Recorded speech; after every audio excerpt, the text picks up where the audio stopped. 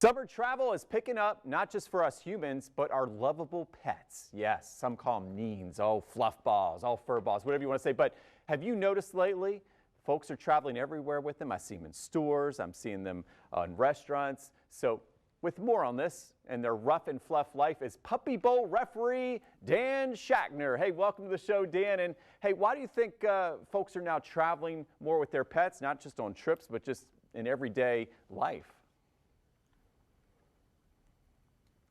Yeah, Mike, I think that we're realizing as a country that pets just make our lives better, right? They get us out of the house, they get us more active, they reduce our stress, they reduce our loneliness, we connect with our neighbors, and we're pampering them more as a result, right? They're on our holiday cards, on our social media.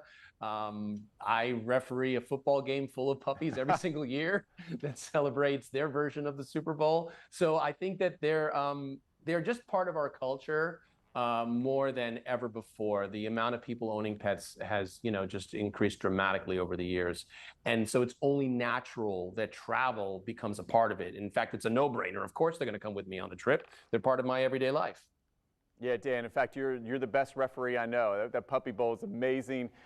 They've, like you said, just become part of our culture, our everyday life. So if we're looking to plan a summer vacation with our pets, how can we choose the right destination, right? Exactly. You got to know your pet first, right? Know what kind of trip they can take, a long trip, short trip. Do they need a lot of activity, a lot of potty breaks on that road trip if it is one? And check out Better Cities for Pets. That's the program that I like to find online. It just identifies cities that are not just committing to being pet friendly, but boast pet friendly activities. Once you're there and you identify a cool city, you can identify the activities you want to do. Again, how much you want to do. Do you want to, down in Florida where you guys are, you can go look for manatees with your dogs in Crystal River. You can go glamping in Yellowstone. Where I live in New York, you can go through a scenic walk through Central Park. There's options all over the country. I love checking out Hilton.com because they have 5,000 pet-friendly brands, pet-friendly properties across the country that are truly committed to your pet and enhancing the pet family experience during the stay.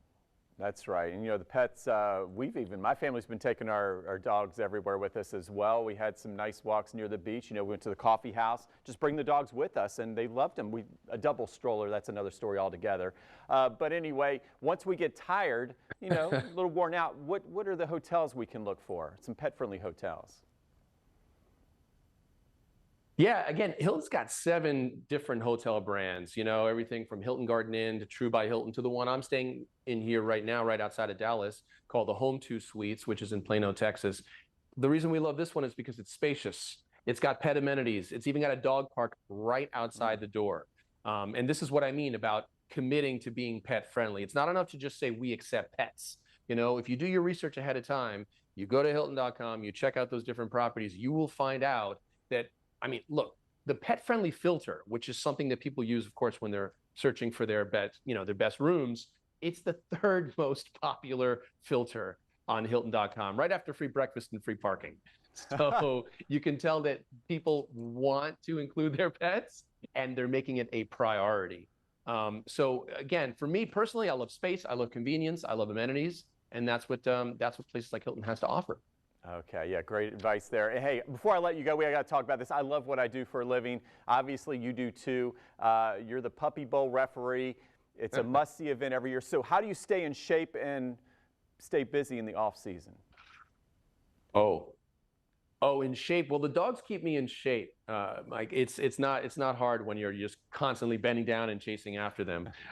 Especially, look, this past year in Puppy Bowl, we had over 100 different rescue dogs from across the country, actually international as well. And they'll keep you going. But the way that I stay in shape, I do exercise regularly. I foster dogs, and when you foster a dog, you might know that that's a little bit different from adopting them because you're getting them ready for their forever home. You're getting them ready to a home. That requires a lot of activity, a lot of attention, and certainly a lot of work. So yeah, I'm never not moving, and I think that's the key.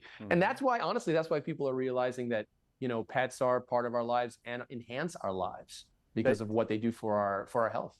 Absolutely. Well, Dan, it's been a pleasure talking with you, and here's to another great Puppy Bowl this year coming up. And in the meantime, where can we go for more information? Thank you.